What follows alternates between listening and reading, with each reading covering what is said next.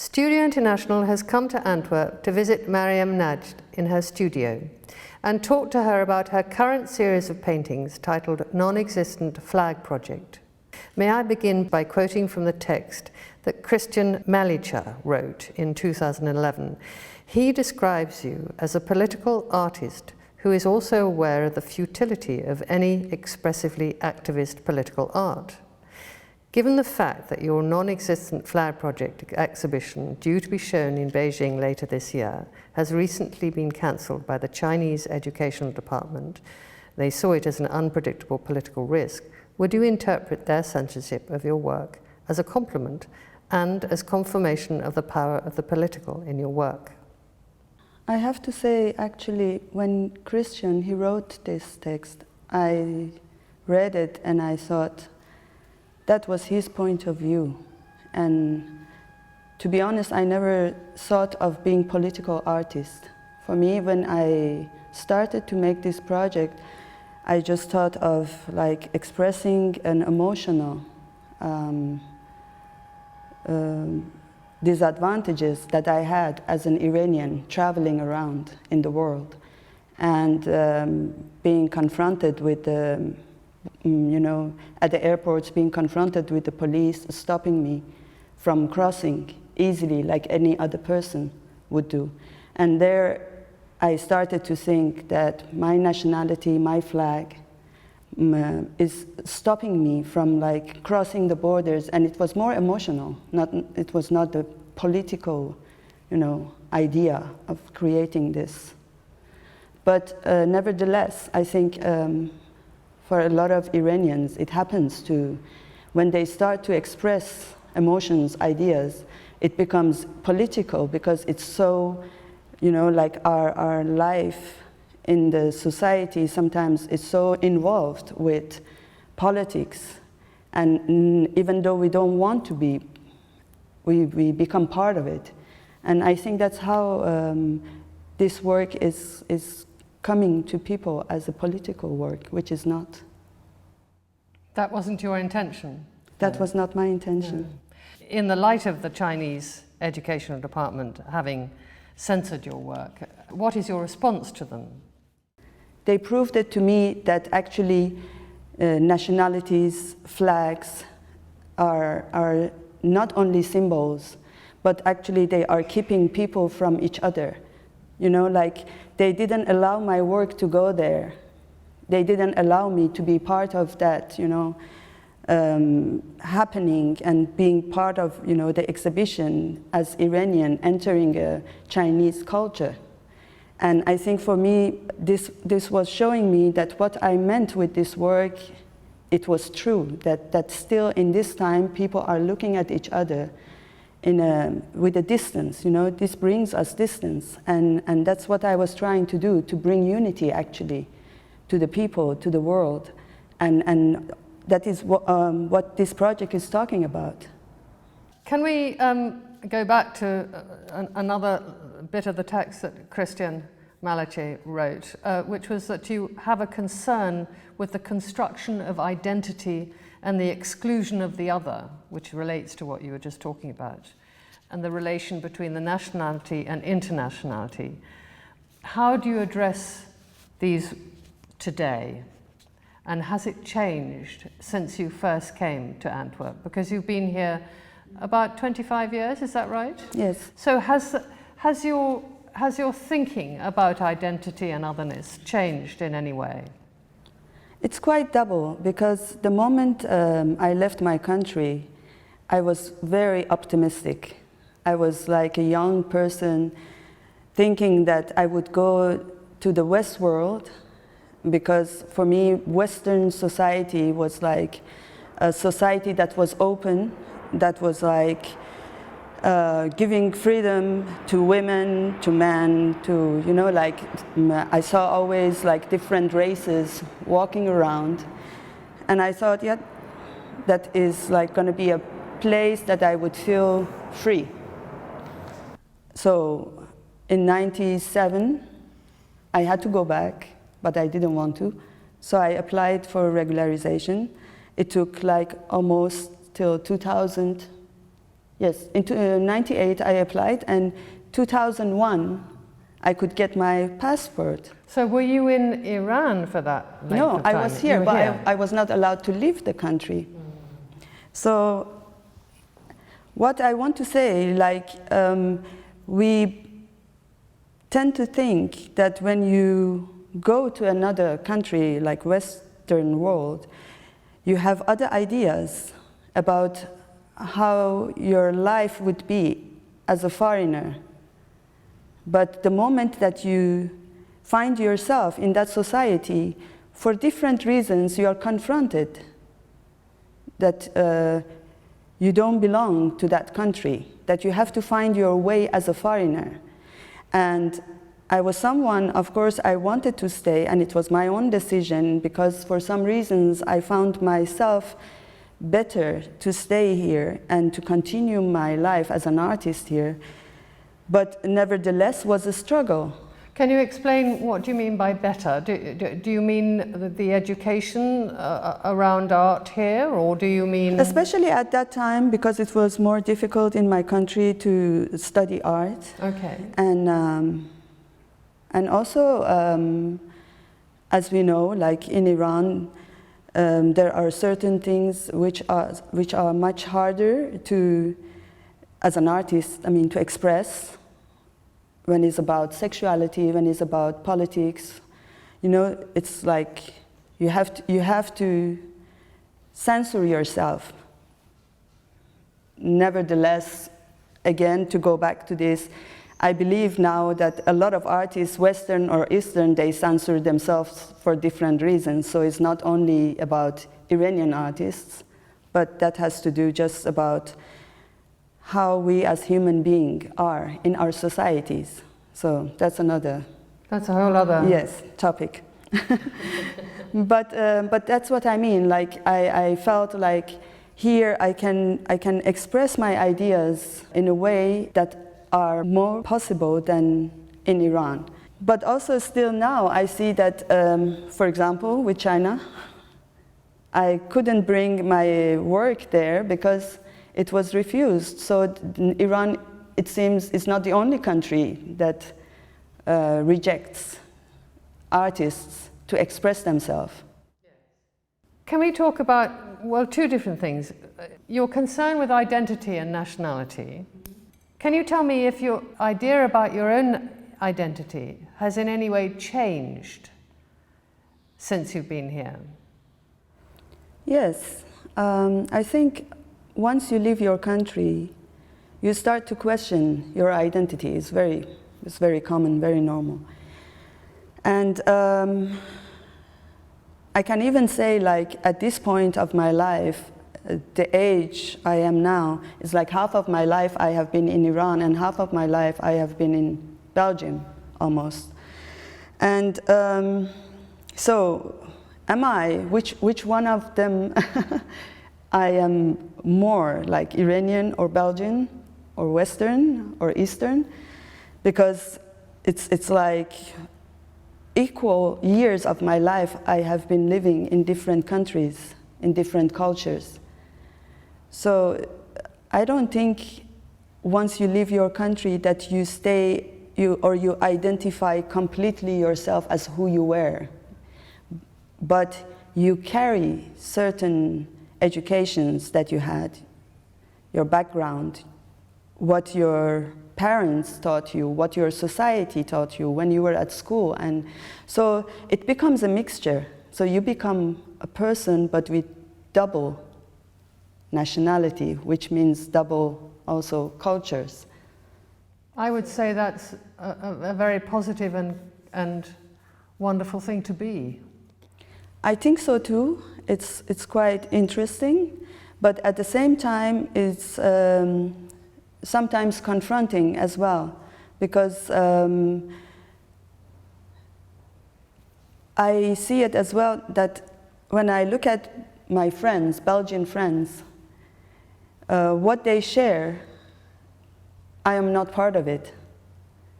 When they talk about certain things, when it's about, let's say, their past, their youth, I'm not part of it. So that's a confrontation for me. that my past is, or my youth was in Iran. Do you have any Iranian friends in Belgium who Yes. you can share your youth with? Yes. Or remember your youth with? Yes. That's why I say that, because actually I have a friend that I met her just the last few years, not from the beginning I arrived. And with her, I see that the same thing that I'm talking about my Belgian friends that they share, I can share that with her. And it's very nice actually, because you just talk about maybe just few words, and those words are from that time and that period, and that's very interesting to see how can connect people. So in that way, roots are very important.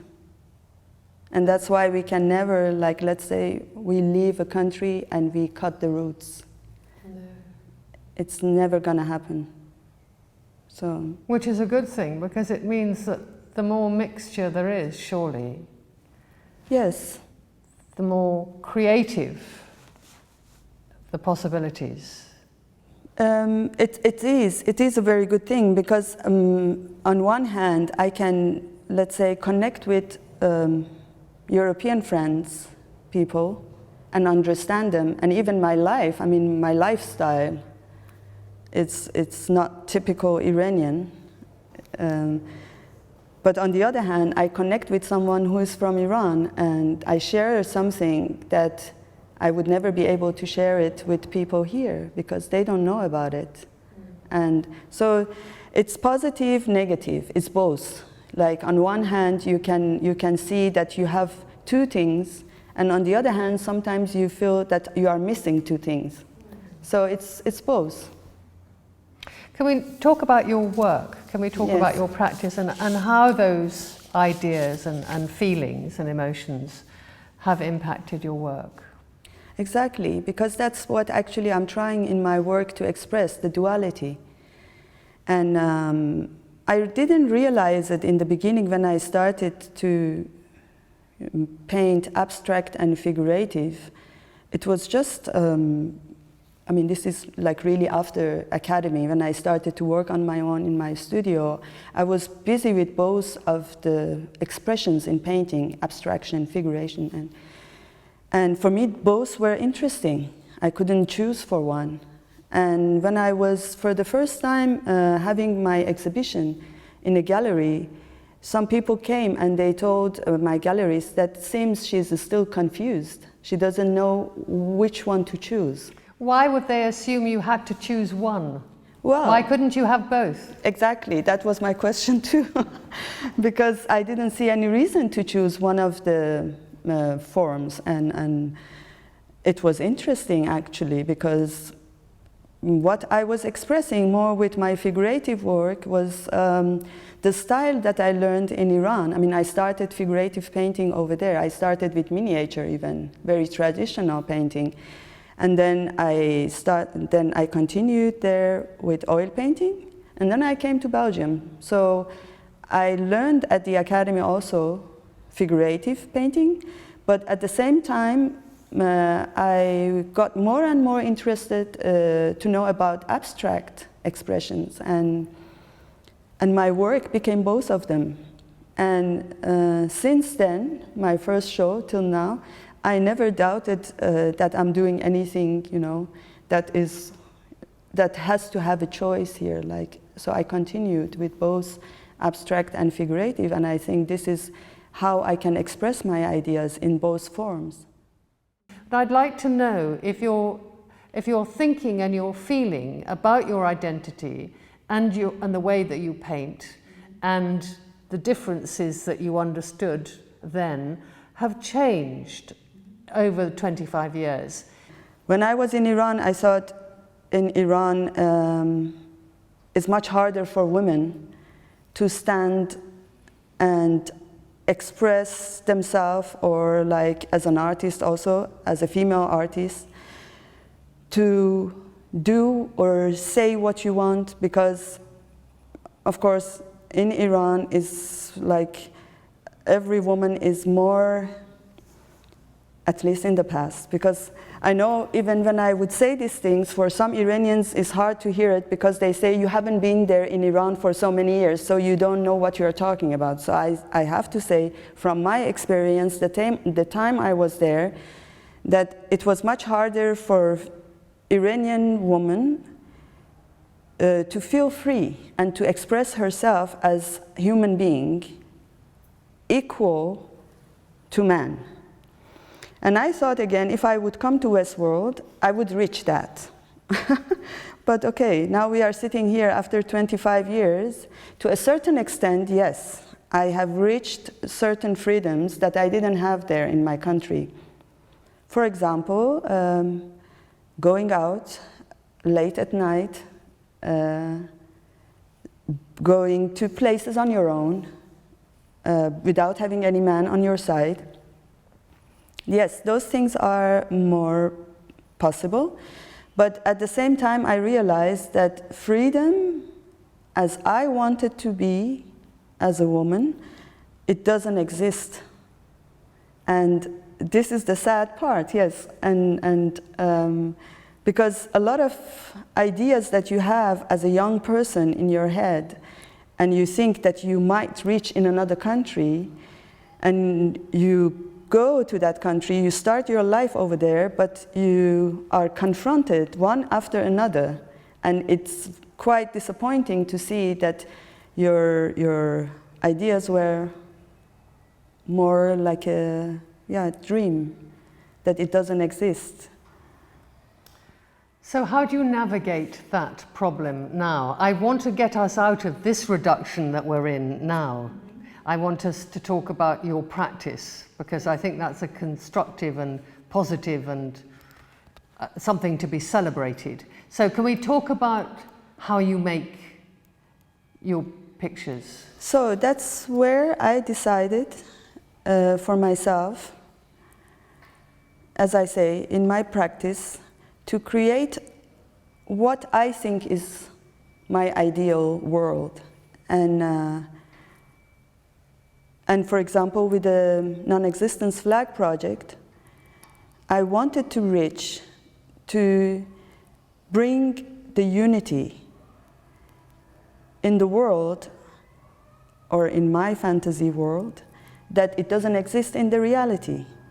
And I wanted that those flags that are the symbols of all the nations, that they would be disappeared to a beautiful color, that are all standing next to each other in a harmony without... How did you do that?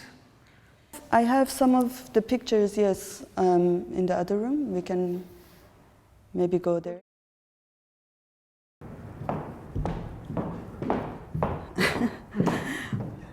If I knew, I would have maybe put it on the wall, but...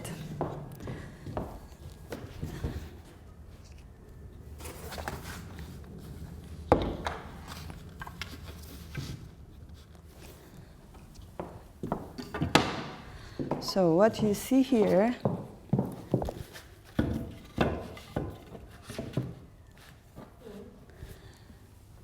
it was, I mean, okay, all these colors are also all the countries in the world that I mixed the colors of the flags by percentage. Like in each flag, if there is 3 colors and with different percentages, I mix them, and then it becomes a new color. And then I made a monochrome from each flag. So how did you go through that process? How did you, because that's complicated, that's mathematical. Yes, it took a long time to make all these colors, because I had to have a weight and like put each color. How did you do it? Did you make a graph of each well, map? I found that map, like that, with all the percentages of the flags on internet. So that's how I got to know how many percentage of, for example, how green Saudi Arabia is. Probably, but it can be also like a flag that is yellow and green and then you still mix it and it comes out that green. color? Yes. The United States is purple. Yes. So you can see, like, then I made a work. It was also all those colors then. Is this the world? Is this Yes. a world map? Yes. So from top left starts alphabetically to 192 down there. So are those areas of color placed in the area that the country No. is in? It's I not. just put it alphabetic because that was easier than to know, like, if we check the numbers, which country is which color. Otherwise it would have been mixed and too difficult to find the country. And what are these flowers? What are these? And this one is exactly what you saw on the floor there, because in non-existent flag project there is 3 different parts. One is about the flags that I showed you with the colors. The second part is the flowers that actually I thought of bringing unity to the countries, and I thought what could be beautiful that brings unity is a bouquet of flowers. So I checked and I saw again on internet that there is like almost every country has a national flower. So that's why I made a bouquet. But then I brought that bouquet in a way to, first I chose a painting from Jan Bruegel, this old master, and then with Photoshop replaced with the national flowers. That is the second one. And then I took the image of the painting out, and the bouquet stays of only the national flowers in the third one. It seems like the works that you're involved with at the moment are in a way a process of endeavoring to heal things. Would that be true? To mend things, to give things some kind of positivity? And for me, this is how I would like to see the world, like that people would stop being so nationalistic about where they come from. I mean, we can cherish it where we come from, but it's not necessary to have all the, you know, conflicts and war and like limitations just because we come from a certain, you know, culture or background. That's what I said, we just have to accept each other as human beings. And that's how I like to see it, like that we can all be united and it's just like one world for all of us, and we can just find ourselves better maybe in East or in West, that we should choose where to go. And I think it's maybe too dreamy and naive what I'm talking about. That would not exist in reality, but at least I'm trying to create that with my work. And maybe to a certain extent we can open a conversation between people, you know, like by exposing and showing this work and having this idealistic vision about the world. Maybe people, they can like just pay more attention to what is happening to us. I mean, this is just abnormal, that everywhere is terrorism, everywhere is war, people are killing each other, and we are just like watching on TV, and we don't really realize that where all these miseries are coming from. I think it's just because of nationality. And that's why people are getting, you know, killed every day, and it's racism. That's how it is. So there, again, to go back to the project, I tried to show here that people can see what is the symbol of their countries, you know, like with numbering the flowers, and because every number alphabetically again is the country, and there you can see which flower is belonging to that country. And here it's part of the installation I made with the monochrome paintings. So you could also alphabetically again see each flag that has been transformed to a monochrome painting. And the third part, which you just see it on the table here, but it's not over here, I also made a key card, like that you can, with that card, which country, which number, and also the motto of the countries, which is actually shows sometimes. What is your favorite motto? No, I don't like mottos. Oh, you don't like mottos? None of them? Because for me that's again going back to nationalism. Have you rewritten the mottos? I didn't rewritten. I just put them actually in the back of the card where the color is. And then you can read it in 10 different languages, because I find it it's a bit of a humor in there, that it's like the same products that you buy, let's say, from shops and pharmacies, and that is written in different languages, just for people to see what motto they are carrying. In my opinion, I don't know if that motto is really something interesting, not for me, because I think this is again a symbol of putting ourselves in one sentence that is about their nationality, not about the world, about themselves. And that's why it's just a confrontation to realize what we are as people and what we are not giving to others. Because with those mottos, sometimes it says, for example, if it's from a country, only us and only our nation. And for me, this is very racist.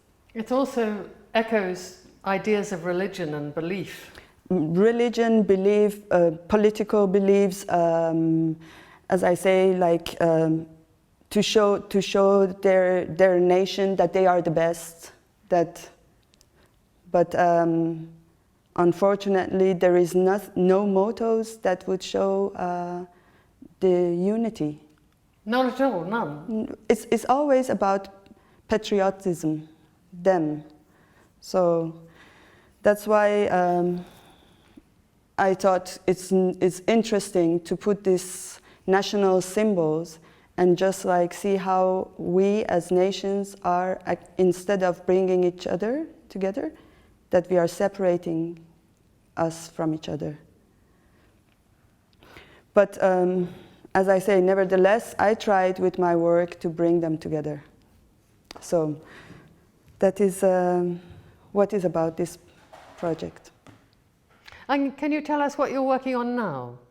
What is your most recent work? Well, my latest series I made was about the immigrants, actually. And it was also the whole project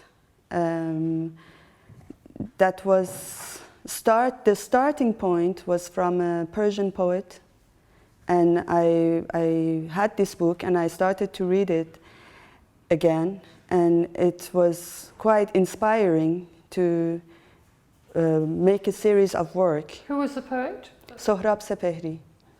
He has made a series of poets in 8 books, and all those poetry is about life and death and existence and loneliness. Or when I was reading that, and also with what is happening at the time, I realized I can just simply visualize what is happening to the immigrants. Because also a lot of poets was about traveling and going through the sea and so on. So I took that 8 books, the titles of that 8 books, and I divided my project in 8 volumes. It was also called 8 Volume of Fantasy. So in each volume, I visualized the space with one image that could express that title. So, and those images were all found from the news, from the internet, from all the immigrants that they were like traveling and running away from the war zones. And next to it, because I work abstract and figurative, I expressed the emotions in the colors, in the monochrome paintings. Like what you see, the two over there, is also belonging to that series. So in this way, I made the story of the immigrants in 8 volumes of fantasy. And how did you arrive at the colors that you choose? For example, one volume was called Death of Colors, and it's the purple painting that you see there. And when you mix the colors together, you arrive to a very dark purple. So for me, to mix all the colors, it's kind of killing the color, and that's how I arrived to that. Or the other part, where I wanted to express the thermal blankets of the immigrants that is very, present in all the images that you see. So I made a painting in gold, monochrome painting in gold. And another volume was, for example, called Green Volume. Then I made the whole room in green. So that's how I arrived to the colors of the monochromes. I want to ask you one last question, please, and that's about it seems to me, your obvious delight in materials, in powder pigments and brushes and things. Can you lead us to your table of brushes? Yes, please. So this is my table, and you see, this is very particular and exquisite to my eye. I've obviously, and whoever looks at this film will have been in many studios and looked at many studios, but this is an installation and a celebration in itself. It is for me also, because when I paint, I'm very much interested in the softness and the smoothness of the structure of painting. So for this reason, I have to have a very, like certain type of brushes that can give that structure to me. And that's why I needed many different brush that sometimes, when it's flat, to give more flat structure, and sometimes to start with more rough, and sometimes to end with, which they call it in painting dusting the paint. So that's why I need very different sort of brushes to reach to the surface that is necessary. So can I ask you, does this go back to your learning miniatures? Does this understanding of material and tools? Well, I think where we talked about actually 2 different cultures that can be positive. Yes, yes. That's probably where I can point at, because of course, like learning first, starting with miniature, it was giving me a lot of understanding about colors and pigments and paint. And then did you make your own paint? Yes. You see, that's very unusual. Yes. Then we made our own paint. And then afterwards, I went to the university in Tehran. Over there, though we had a lot of limitations for like model painting, it was not allowed, but we had a very interesting class for mixing colors. So, which we didn't have here actually at the academy. No, over there we really learned to reach as much as possible the different variations of color and mixing them and making a composition. So there I also learned a lot about colors.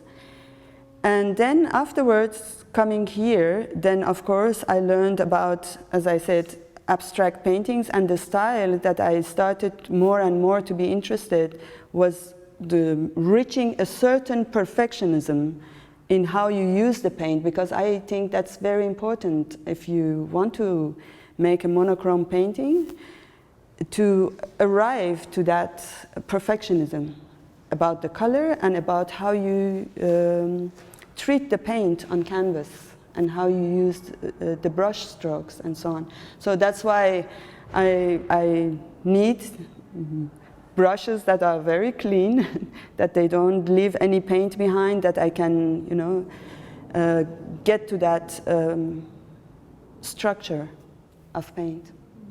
For me, as an artist, I think what you do, if you do painting, sculpture, multimedia, installations, what you do, I think basically we have to know our traditional, you know,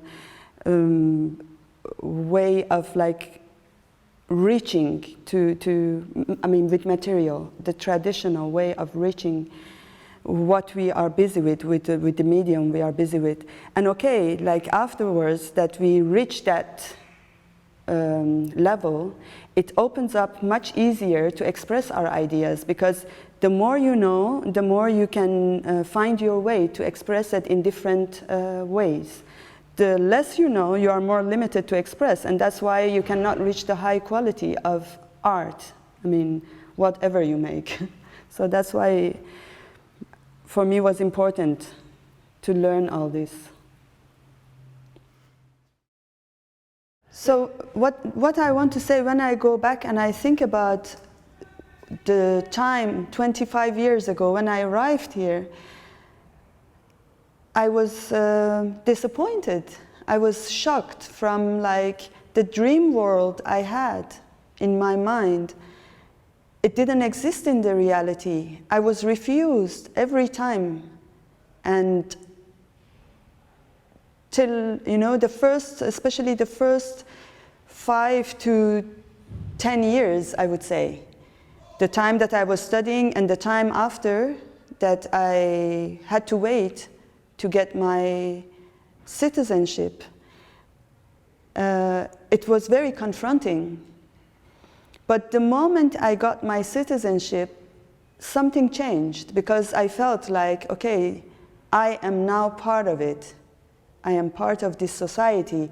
And I started to, you know, feel accepted and live my life differently, like to continue as an artist, to live my life the way I wanted, which was like, yeah, being in the studio, painting all day, going out with friends, going to travel, going wherever I want, which I didn't have that possibility before. But then again, like the years passed by, the more I felt that I'm part of this society, there were confrontations every now and then. When I was, because after I got my citizenship, I still had my Iranian passport to travel. And that's why whenever I was traveling, I was still being the Iranian and being refused to walk next to my friends to get out of the gate, that I was going aside to be checked again. So that's why it was all this duality that I'm talking about, that is in my work and also that was in my life, because on one hand, I saw myself as someone who is integrated to this new culture. And on the other hand, I was confronted to my nationality or where I came from. So it's not easy all the time to, you know, find yourself shifting from one to another. And you wanted to find a place for yourself. And that's the thing that I assume that will never disappear, because on one hand, you live in a society and you are active and you even get used to the habits, but on the other hand, you have your past, which will never disappear. You have your culture that you got educated, which you will carry with you. But as you said, has a good positive thing and has a negative thing too. Is it also related to a sense of belonging? I think we all have that sense. We want to belong to a place, especially where we live. You want to belong. For example, for me as an artist, I'm active here. I'm having exhibitions. I'm having, artist talks. I'm having, people coming to visit my work. So you feel you belong to that society. But at the same time, I realize with all this activity, there is one thing that keeps me away from being 100% part of the society that I'm living in. And that one thing is? That one thing is where I was born and where I was raised and where my childhood memories come from, where my mother language comes from. Because even, it was very funny, a friend of mine once said, she was also Iranian, and we were speaking in Persian, and she said to me, if people, they would hear you in Persian, they would have totally different understanding about who you are. Can you say that to us now in Persian? No. Please.